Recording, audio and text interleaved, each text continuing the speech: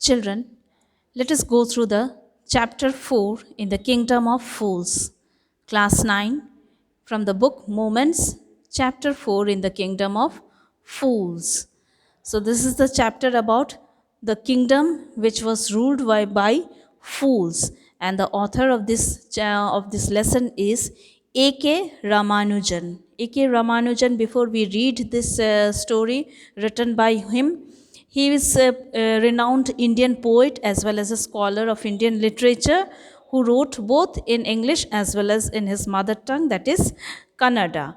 And he was a recipient of many awards, and worth mentioning was the Sahitya Academy Award and the Padma Shri. So, this is a chapter written by him, the story, and there's a pre-reading task. It is believed that fools are so dangerous that only very wise people can manage them. Who are the fools in this story? What happens to them? So, this story is about the kingdom that was ruled by the fools, and it is believed that these foolish people, they are very, very dangerous than even a cruel enemy. So, their foolishness can only be managed and handled with someone who is very, very witty and has lots and lots of wisdom as well as patience. So, such only people can handle such foolish people. And here, those two men who managed to handle the fools in the kingdom of fools were the guru and the disciple, the two strangers that has been mentioned in the story, who were the guru and his disciple, who happened to visit the kingdom. And when they visited the kingdom, they found so many strange things that was totally opposite to the normal routine of normal people. And both of them, after they saw all the scenario in the city, the guru decided that we should not stay here, because these fools can do anything at any time and it can be quite harmful for us. So the guru decided to step back out of the kingdom, but the disciple, he wished to stay for long, because in the kingdom of fools everything was so cheap.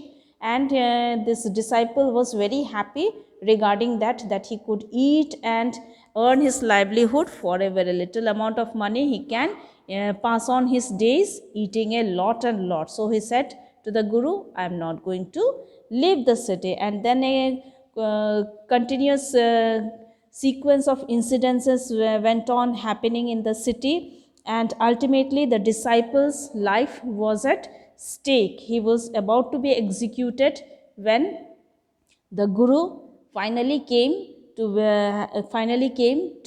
rescue the disciple from that thing. And he laid a trap for all the foolish men, the minister as well as the king. And both the king and the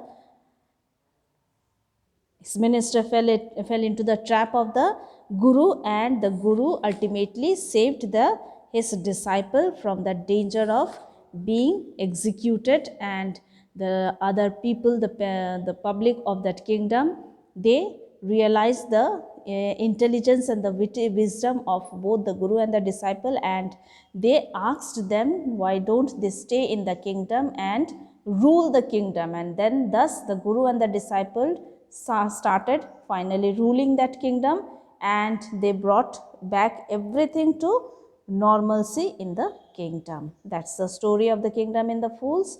And if we go through some of the difficult words, children, here are some of the difficult words in the last page of the story. That is, we can see, I have underlined it for you.